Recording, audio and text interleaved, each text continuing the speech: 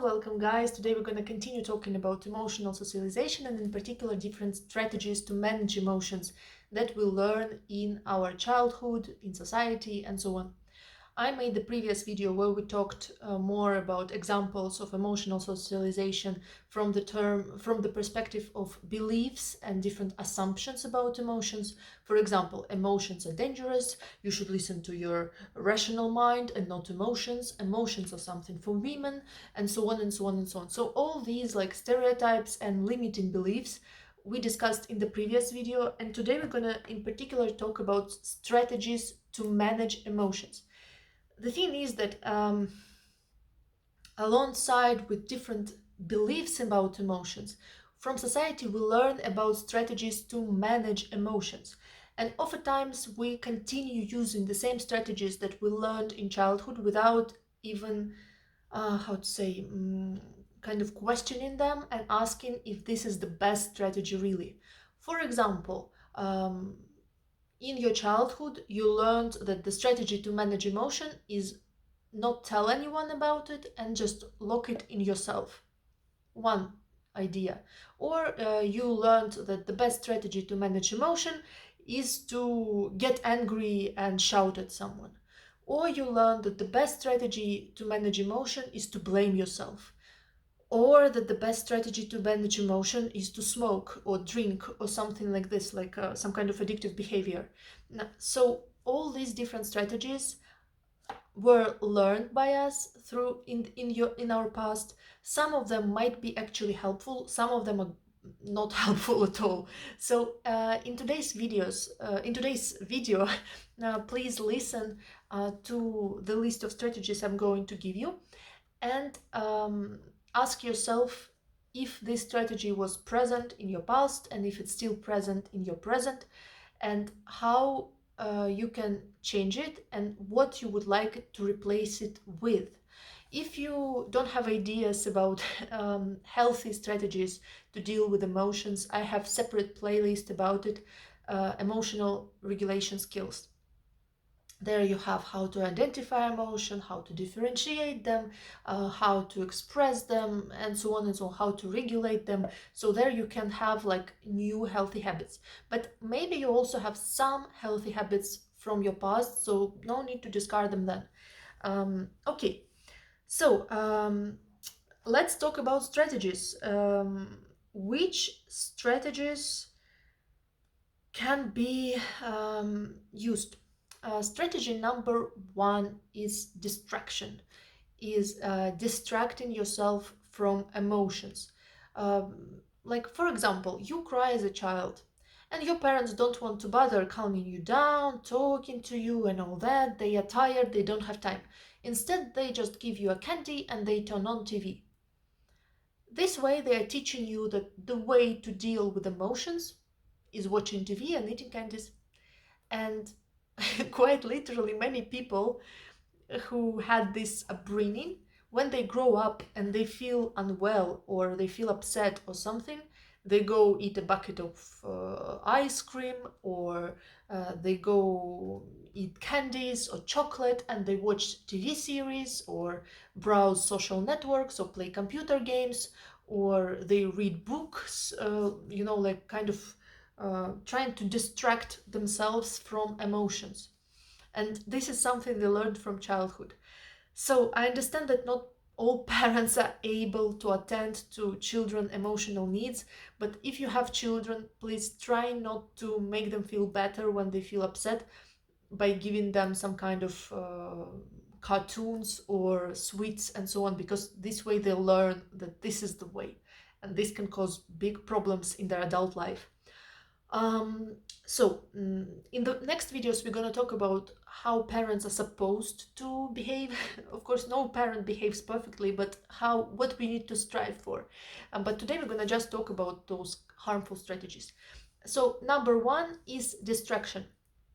Distraction can be also used in a more like harmful way. Like, for example, a child sees their parents drinking alcohol to manage emotions, or having some kind of, any other like drugs and so on. So this is also a way to distract yourself from emotions if you don't know how to manage them. And the child learns that this is the way, basically. And oftentimes we grow up and we don't question it. It's something that is like on the back of our mind and we don't question it. And this is why you're watching this video. Hopefully you can question it. So think about it. Maybe pause the video, think about it.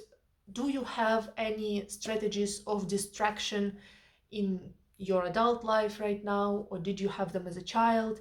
How did your parents manage your emotions, their emotions, and so on? Point number two, another strategy is shaming for emotions and forbidding them.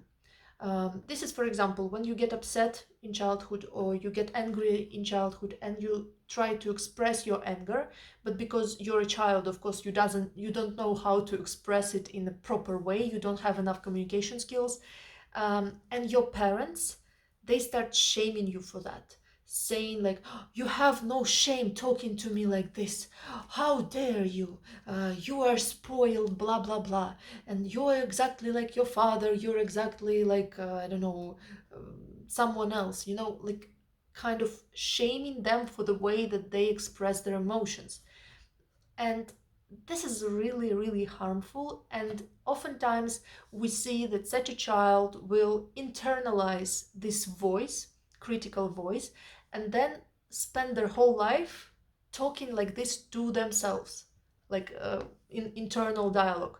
Like, for example, when they do something wrong, they're gonna say, "How dare you do something like this? You are spoiled, blah, blah, blah. You are lazy," and so on and so on. So they become this critical and shaming themselves on their own, in their own mind. And this is really horrible. So the way that parents talk about emotions is the way that we're gonna talk about our own emotions in our life, in our mind. Okay, so strategy number two is forbidding emotions and shaming for them. Strategist number three is kind of ignoring emotions and pretending they're not there. Like, ha ha ha, nothing is happening. Like, for example, a parent sees that the child is upset or the child is angry or something else, but they don't have any desire to bother with it, to figure things out, and they just pretend that like they don't see it. Okay? Or in general, we have a parent who lacks in empathy. Like, for example, they have, you know, their own particularities in their like brain functioning or character, or maybe they are overwhelmed and they don't have enough resource and energy to be empathetic. But here we see kind of like ignoring emotions altogether and pretending that negative things don't exist. And this way the child also learns to ignore emotions. And actually, such a child doesn't learn very important skills of, first of all, noticing that they feel something. They might not notice even. Secondly, they don't learn how to differentiate emotions. Thirdly, they don't know how to express emotions, how to react to emotions, how to communicate about emotions. So all these like emotional skills are absent. And then we have also like this kind of pattern is very often seen in personality disorders, when a child doesn't have emotional skills. So this kind of pretending that emotions don't exist. And oftentimes parents do this about negative emotions, like they don't want to bother with figuring things out with the child, and they just pretend that nothing is happening. Yes, and what it leads to, it oftentimes leads to disruption in attachment for this child. So this child, for example, can internalize this idea that I cannot rely on other people to meet my emotional needs. I need to rely only on myself. And then they have like avoidant attachment in their life, and they don't ask for help when they need help, don't ask for support and compassion when they need it, and so on. And they just rely on themselves all the time, and it's very tiring and very difficult to live this way. So this was our emotional strategy number three, is pretending it's not there, ignoring it, and so on. Emotional strategy number four is expressing it in a very harmful way.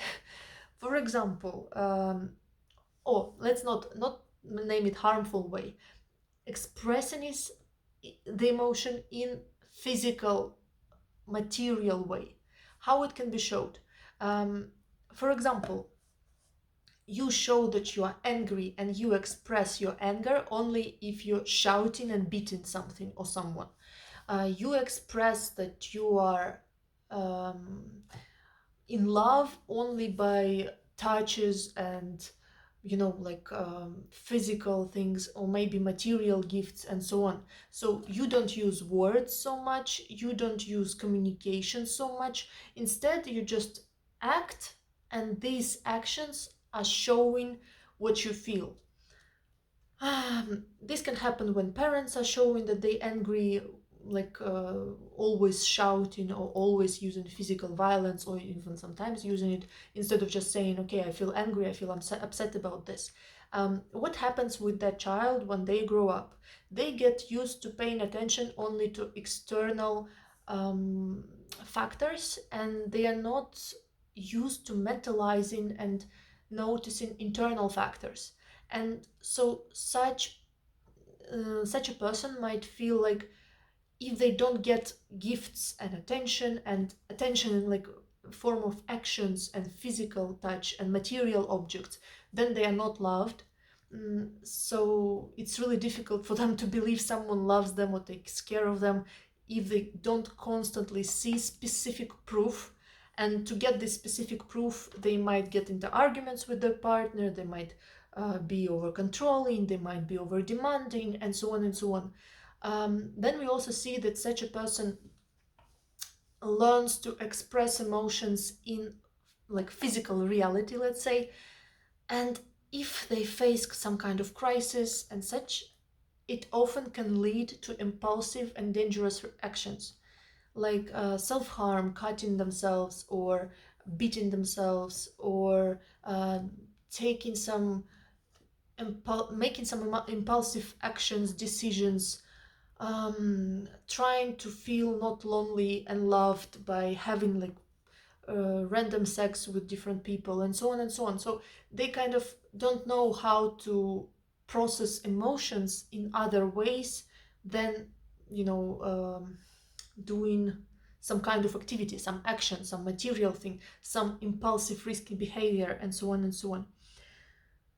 So this was number 4, I think. Yes, it's expressing emotions in physical, in actions, in some outside factors, not internally processing them and understanding them, feeling them, and then talking about them, communicating them, but jumping immediately into action without internally mentalizing your emotions and your emotional states first. So this is what we have for our 4th strategy. Strategy number 5 is using kind of covered ways to meet your needs. What emotions mean? One of the meaning that our emotions have is signaling some need that we have, like for example, need for attention or need for support, or even hunger or tiredness or something like that. Ideally, we should be able to understand this need, to recognize it, and to say, okay, I need attention. And then we should be able to have communication skills and to go and ask for this attention that you need. However, when people are learning that emotions are shameful, or that being needy is bad, or showing affection is bad, and so on and so on, they don't let themselves ask for things directly. They oftentimes start kind of manipulating to get what they actually need.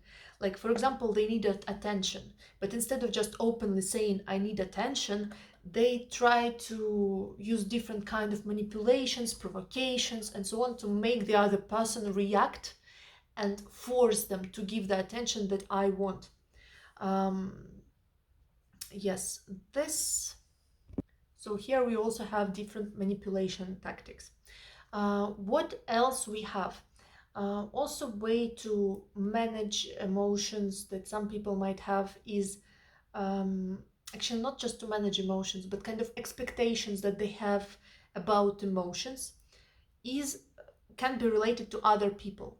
Like, for example, a boy grows up in a family where the father was kind of like a tyrant and the mother was obedient to him and kind of being this pacifier and doing the emotional labor in the family. So this boy, when he grows up, he might not even like consciously but expect his wife or partner or girlfriend behave in the same way that his mother did, like obey him and do as he says and so on, and to do emotional labor for him. And this way it makes really difficult for the partners to communicate and to actually agree on something, because he has his ideas about emotions from his past, from his family, and she maybe has completely different ideas. So it's important to know that other people also have different ideas, and also important to know that our emotional expectations and rules and theories can spread not only on us but also on people who surround us. So yes, and here we go to our strategy number 6. 6 is being dependent to regulate your own emotions via someone else. This happens when, for example, your parents didn't allow you to develop your own skills, to practice your own skills. They were always the first to make you feel comfortable if you feel upset, to save you from your emotions. And this often happens when parents were like kind of anxious and overprotective.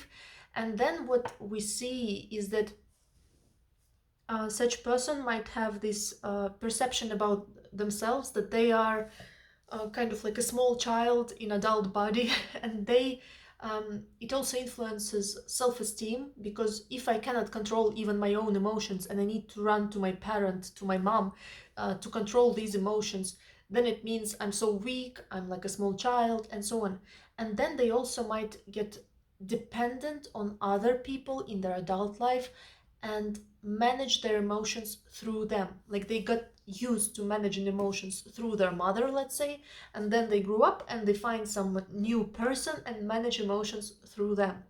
And this can be really harmful for the relationship, because first of all, if we're talking about romantic relationships, it often leads romantic relationship to remind of family-like relationship, and this is really harmful for sex life and for the relationship in general, because parent-child role and romantic partner's role are very different roles, and it's not good when your partner is your parent or your child. It's not good for romantic relationships. um, well, of course, not maybe 100%, maybe for someone it's good, but in general it's not. Because, okay, I won't explain much. So what we have, this person becomes dependent on other people for regulating their emotions. And this can be super tiring for their partner, but also super tiring and difficult for the person themselves, because they feel dependent and then they feel anxiety and fear of abandonment and so on and so on. Not because maybe they need relationships so much, but they need someone to regulate their emotions, to manage their emotions, to help them calm down and all that. Um, yes, so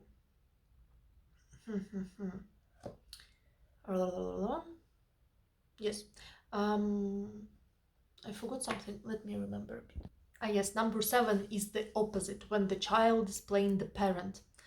Like the child is supposed to take care of parents' emotions. The child, especially older children, often get into this. They're supposed to take care about their brothers and sisters, and so on and so on. And this reverses the dynamic and kind of makes them this person who always saves others and helps others, but doesn't maybe understand and feel and mentalize their own emotional states. And in both cases, you being dependent on someone else, or you using someone else, or kind of being in relationship when you are like a savior and they are dependent on you. In both of these cases, it's unequal emotional labor in relationships, and it sooner or later causes like harm for these relationships, because one person is gonna feel like they are doing all the work, another person is gonna feel like something is unfair, like they don't get enough, and so on and so on. So it's really difficult, especially that people with insecure attachment styles always get in relationships together. So for example, you have avoidant person who was taking care of his own parents and of his brothers and sisters, and so they are kind of scared to lose their own freedom and scared to take care of another person, get in relationship with someone anxious who is dependent and who needs more attention and who needs someone else to manage their emotions, and then they both suffer in this relationship. So yes, also very important. What next? Let's think. Number 8, strategy number 8 is putting on labels, blaming other people, yourself, and so on. So instead of thinking that, okay, I feel angry because my need for this and that was not met in this situation, such person might think in blaming terms, like they are to blame, it's their fault, because if they did this different, it would happen differently, and so on. Yes.